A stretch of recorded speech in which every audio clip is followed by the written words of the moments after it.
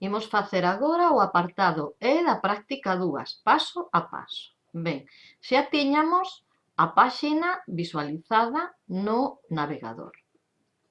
Temos ubicada no directorio raíz do XAMPP.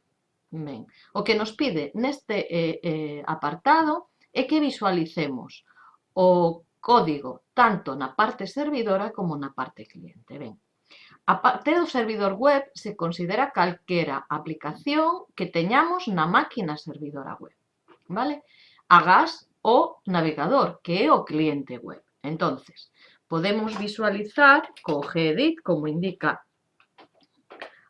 o enunciado, o contido, o código da páxina web.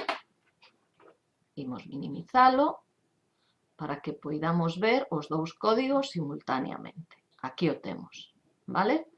E logo di que visualicemos tamén o código no cliente web, no navegador. Poñémonos sobre a páxina web no navegador e dámoslle a ver código fonte.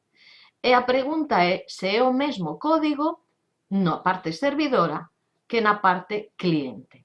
E a resposta é sí. Por qué?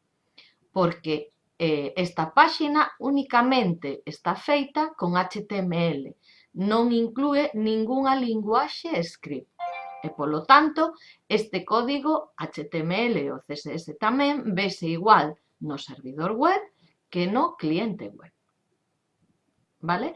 O que pide no enunciado é que engadas unha imaxe onde se vexa este código da páxina web no navegador.